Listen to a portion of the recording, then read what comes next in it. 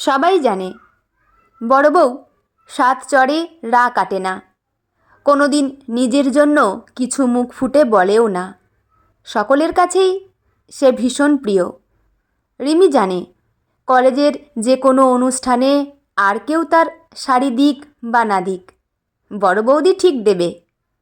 প্রণয় যেমন একটা ব্যাপারে খুব নিশ্চিন্ত থাকে যে অপালার সঙ্গে ওর প্রেমটা বাড়িতে অ্যাপ্রুভ করিয়ে নেওয়ার জন্য বড় বৌদি একদম পারফেক্ট। বড় বউ মানে আমাদের সোহিনী নিজেকে খুব লাকি মনে করে। বর, শ্বশুর, শাশুড়ি, দেওর, ননদ সবাই তাকে ভীষণ ভালোবাসে।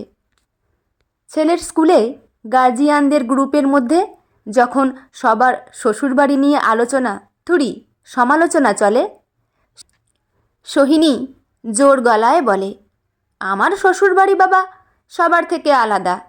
কোনো দিন বুঝতেই পারলাম না যে মানুষগুলোর সঙ্গে আমার রক্তের কোনো সম্পর্ক নেই। সোহিনীর বর সুবিনয়ও বাড়িতে স্ত্রীর সাথে তার বাবা মা ভাই বোনের সম্পর্কের রসায়ন নিয়ে ভীষণ গর্বিত। সুবিনয়ের পরের ভাই কল্লোলের স্ত্রী সুমেধা ব্যাংকে চাকরি করে।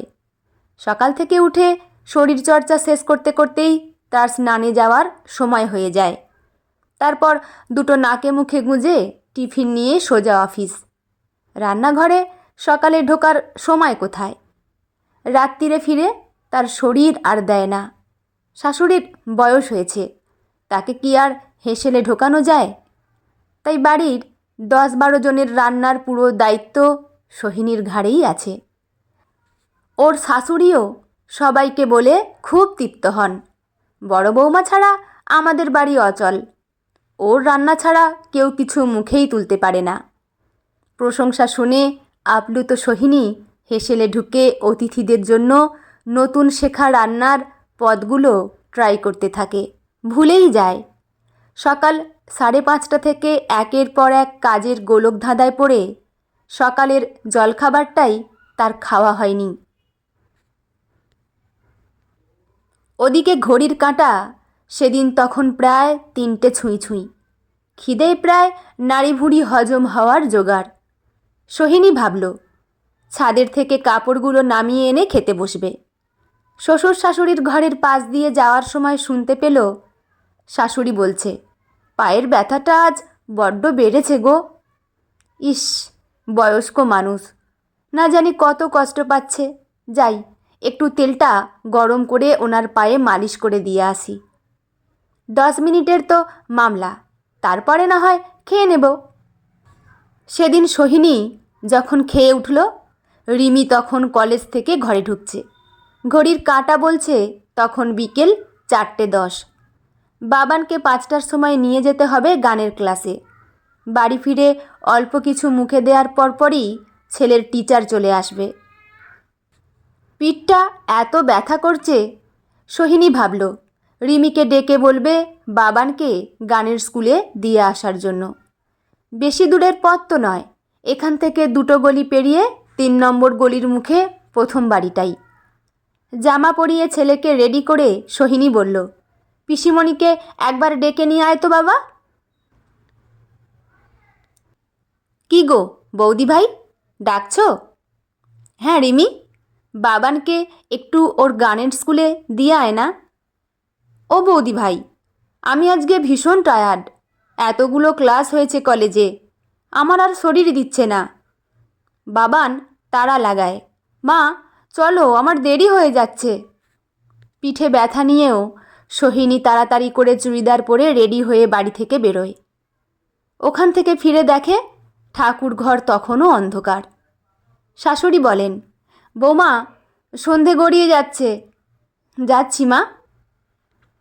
বৌদি 1 কাপ কড়া করে দুধ চা বানিও তো। কল্লোল নিজের ঘর থেকে জোরে চেঁচায়। সুমেধা যোগ করে, দিদিভাই সবার জন্য চপ নিয়ে এসেছি, পেঁয়াজ লঙ্কা কুচিয়ে দিয়ে ভালো করে মুড়িটা মাখো তো, আমি ফ্রেশ হয়ে আসছি। ড্রয়িং রুমে তখন গম গম করে টিভি চলছে। চা চপ মুড়ি সহযোগে বাড়ির সমস্ত সদস্যরা দেশ ও রাজ্যের বিভিন্ন রাজনৈতিক বিষয় নিয়ে নিজেদের মধ্যে আলোচনায় ব্যস্ত। পিঠের ব্যথা ততক্ষণে কোমরে নেমে এসেছে। কারোর খেয়ালই হলো না সোহিনীর মুখটা মাঝে মাঝে ব্যথায় কুঁকড়ে যাচ্ছে। সুবিনয় বলে, আজকে রাতে রুটি আর কষা কষা চিকেন হয়ে যাক। সোহিনী ঢোক গেলে। রাত 8:30 বাজে। এখন আবার চিকেন রান্না করতে হবে নাকি? কোমর আর পিঠের যন্ত্রণায়ও তখন বেশ কাহিল। কল্লোল ব্যাগ নিয়ে বেরিয়ে পড়ল বাজারে।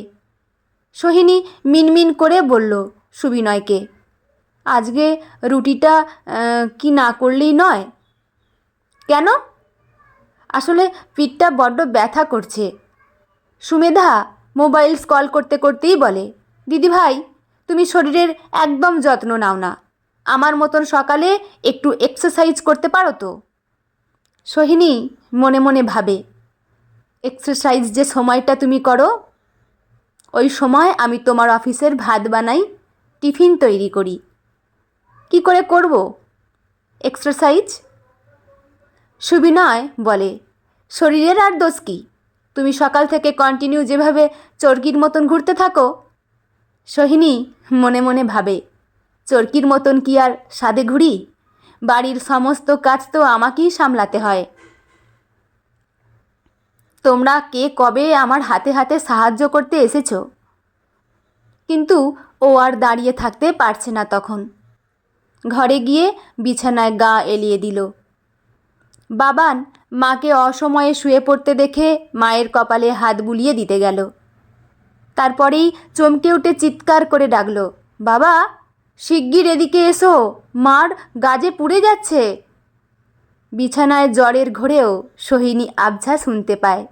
শাশুড়ি, দেওর, ননদ সবাই মিলে আলোচনা শুরু করেছে পরের দিনের রান্না কে করবে তাই নিয়ে। বাবানকে খাইয়ে সুবিনয় ঘরে সোহিনীর জন্য খাবার নিয়ে আসে। ওঠো, একটু খেয়ে ওষুধটা খেয়ে নাও। আমার একদম খেতে ইচ্ছে করছে না। অল্প করে খেয়ে নাও, সুস্থ হতে হবে তো তাড়াতাড়ি। তুমি ছাড়া বাড়িটা চলবে কি করে?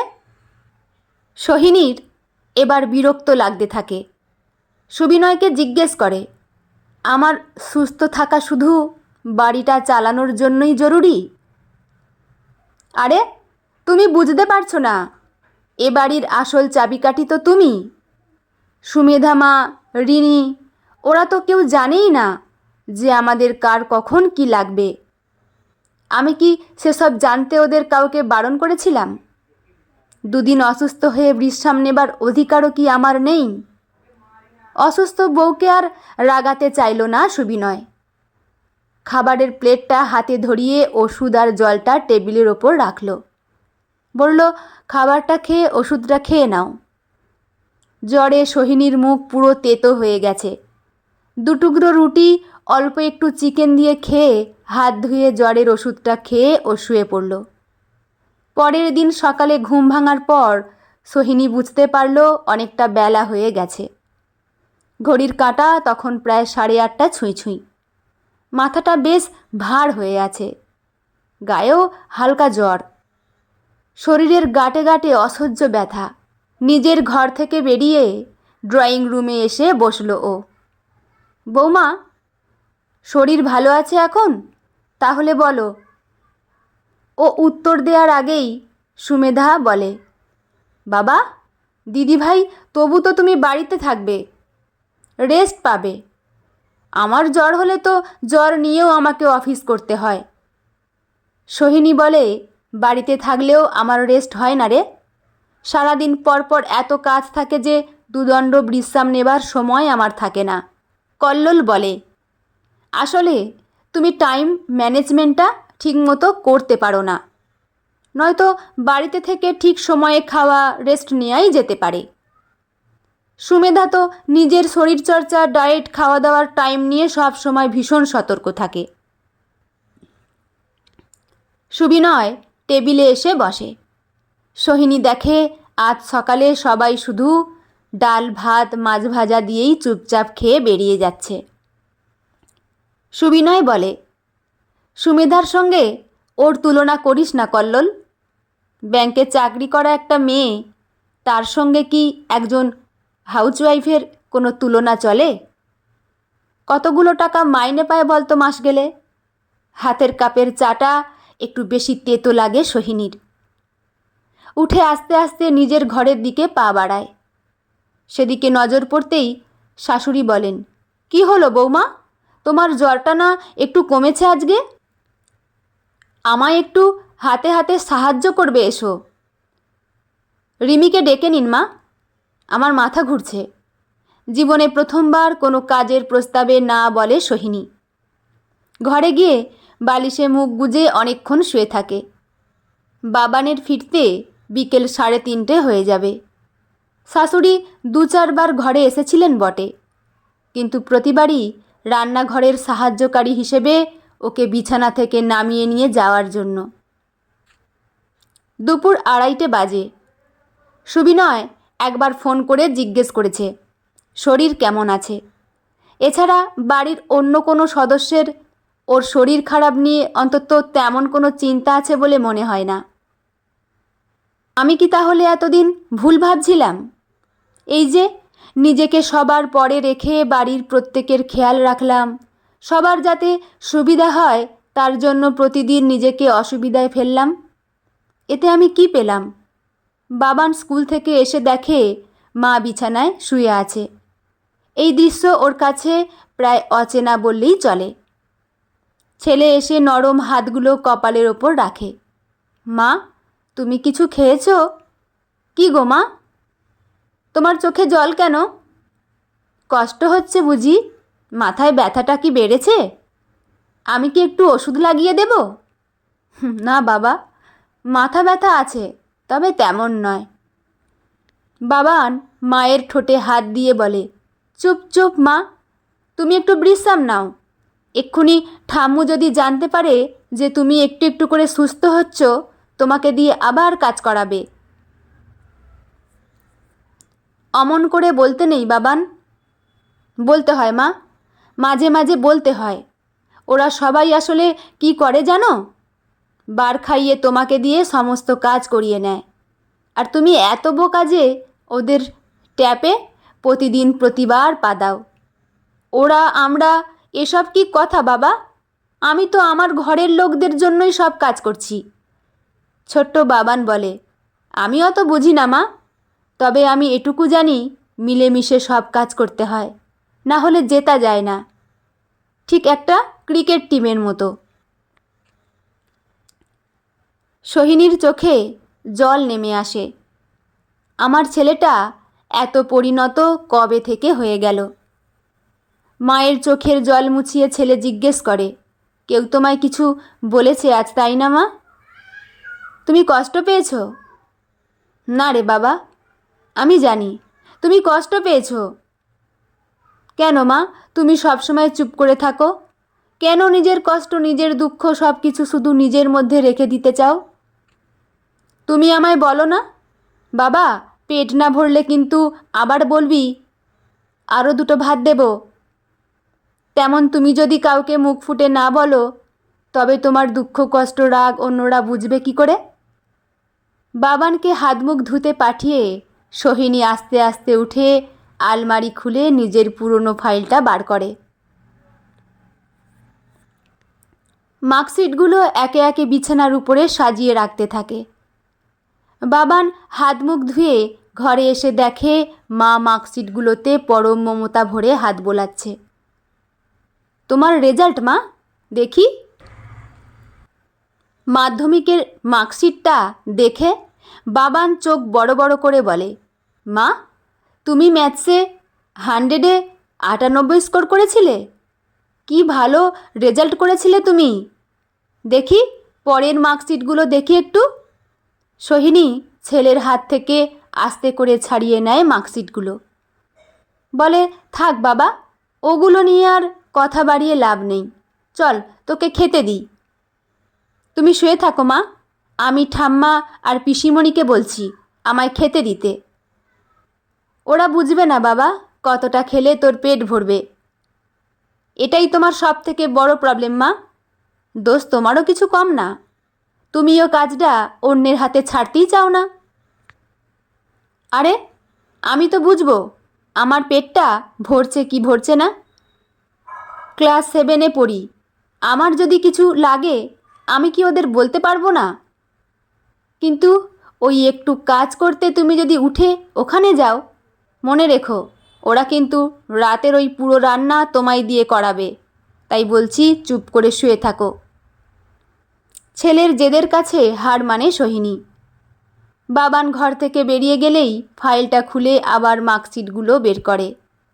উচ্চ মাধ্যমিকে গ্র্যাজুয়েশনে ওর ব্রিলিয়ান্ট রেজাল্ট ছিল, কিন্তু ওই তারপর যা হয়, হঠাৎ করে সুবিনয়ের সঙ্গে সম্বন্ধটা ছোট পিসি নিয়ে আসলো, আর বাবাও কথা দিয়ে আসলো।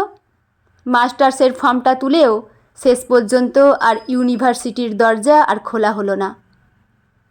বিয়ের পর 2-1বার সুবিনয়কে বলেছিল বটে, সে ওসব কথা খুব একটা গায়ে মাখেনি।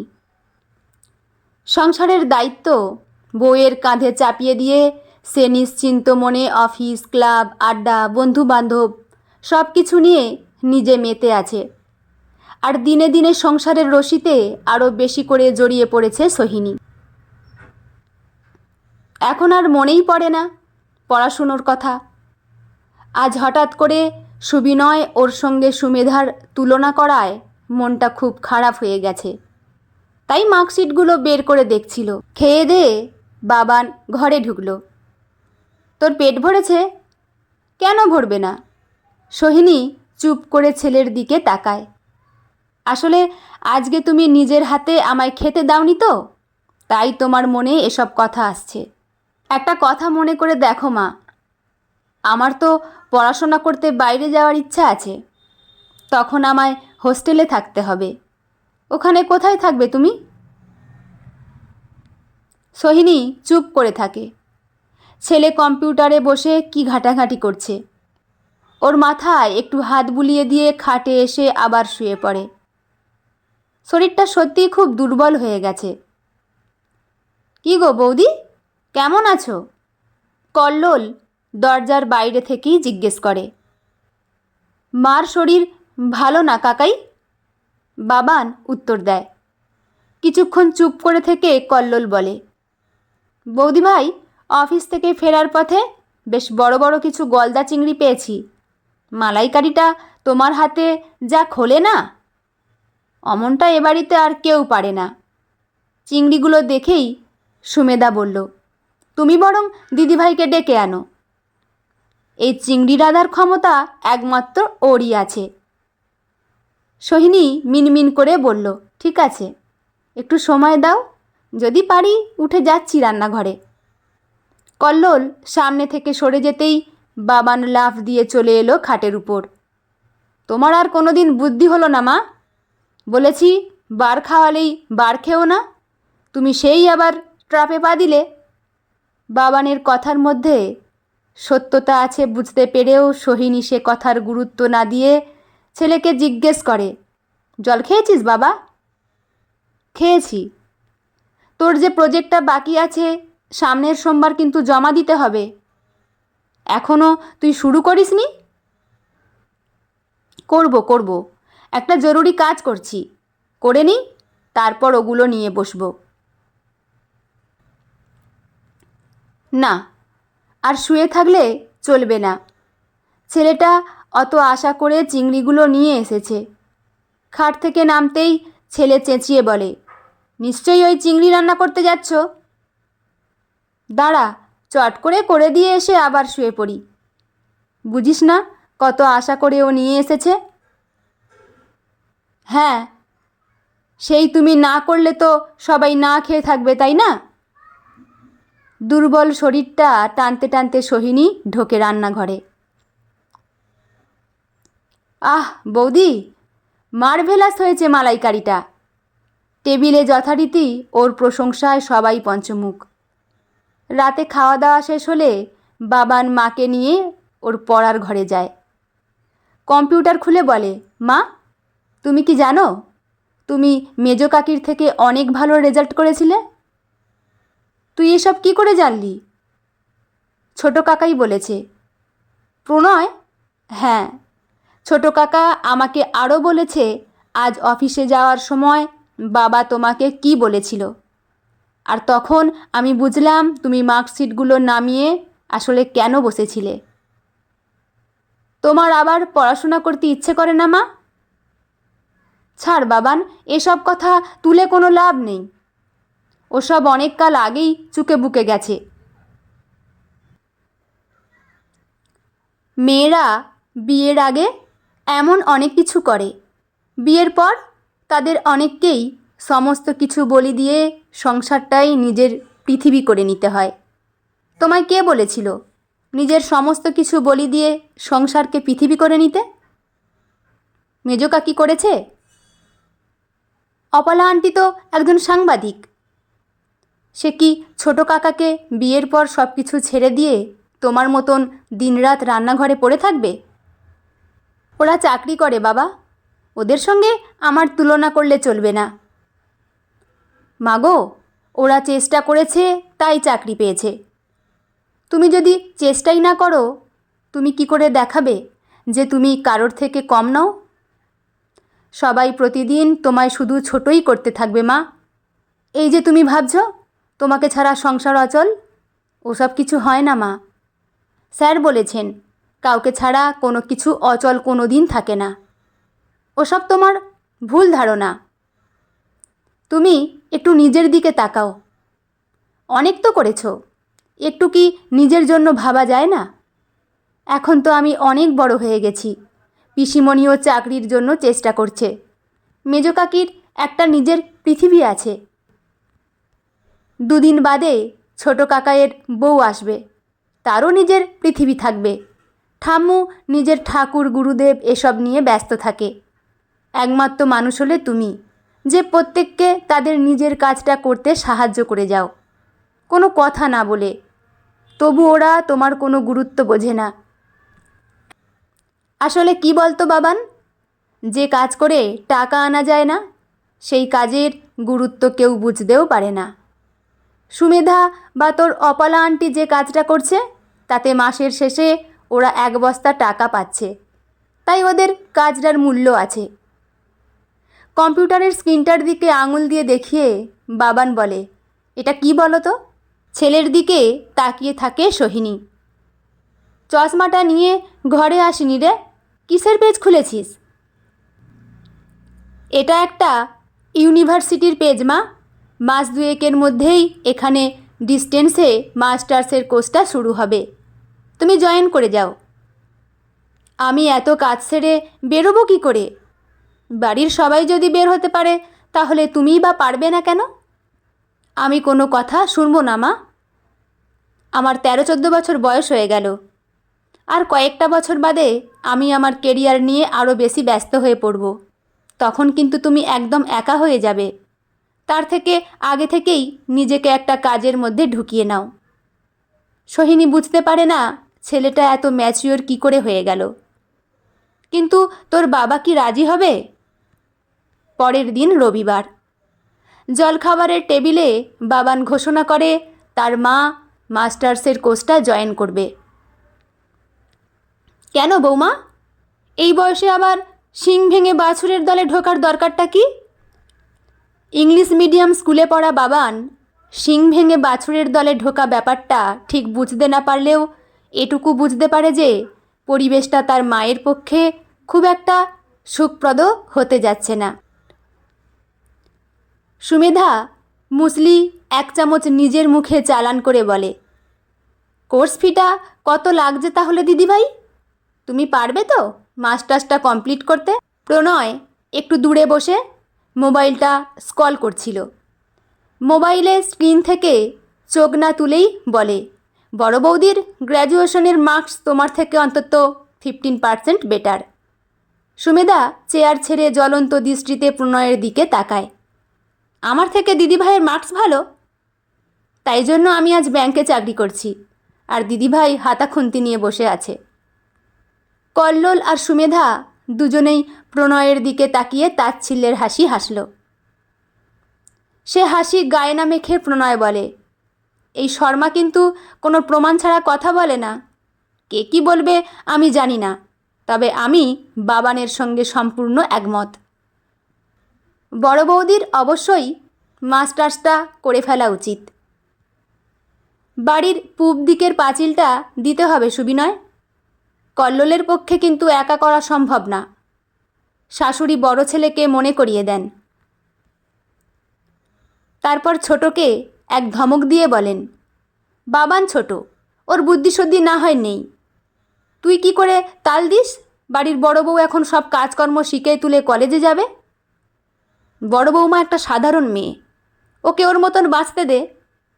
সংসারটাই ওর পৃথিবী। ওর মাথাটা চিবোস না তোরা। মোবাইলটা ট্রাউজারের পকেটে চালান করে প্রণয় উঠে বাবানের পাশে দাঁড়ায়। বলে, বড় বৌদিকে মাস্টার্সটা করতে দাও মা। কল্লোল বলে, ওসব করে হবেটা কি? এই বয়সে তো বৌদি আর চাকরি খুঁজতে বাজারে বেরোবে না। এমন করে বলছিস যেন বড় বৌদির বয়স তোর বউয়ের থেকে কয়েকশো বছর বেশি। মেজে বৌদি নিজেকে মেনটেন করে মডার্ন ড্রেস পরে থাকে, তাই তাকে কম বয়সী মনে হয়।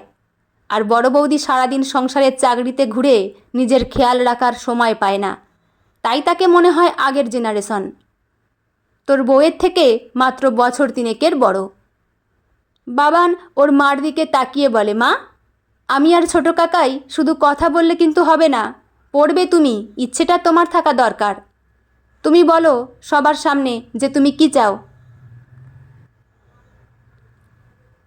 সোহিনী সুবিনয়ের দিকে তাকিয়ে বলে, বিয়ের পরপর আমি তোমাকে কয়েকবার আমার মাস্টার্স কমপ্লিট করার কথা বলেছিলাম।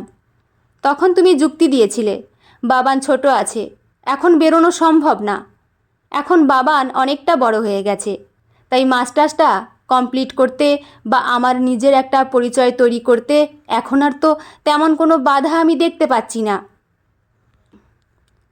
বাধা আছে বই কি বৌমা, টাকা পয়সার ব্যাপারটাও তো ভেবে দেখতে হবে। তোমার শখের জন্য এক্ষুনি কয়েক হাজার টাকা নষ্ট করার কি খুব দরকার? শাশুড়ি মুখ বিকৃত করে বলেন। সুবিনয় এতক্ষণ পরে মুখ খুলে বলে, টাকা নিয়ে ভেবো না মা, ও পাঁচিল করার পরেও কোর্সের টাকা আমি দিতে পারবো। তেমন দরকার হলে বরদা আমিও শেয়ার করব। তুই কেন বরদার খরচা শেয়ার করতে যাবি? কল্লোল প্রণয়কে বোঝাতে চায়, বড় বৌদির পরিশ্রমে আমরা যদি এত বছর ধরে সবাই চারবেলা খেতে পারি, আরাম করে থাকতে পারি, তবে তার মাস্টার্সের খরচটাও শেয়ার করা যেতেই পারে। সোহিনীর আর এক মুহূর্তও ওখানে দাঁড়িয়ে থাকতে ইচ্ছে করল না। এই মানুষগুলোর জন্য নিজের জীবনের এতগুলো বছর ও বরবাদ করে দিল।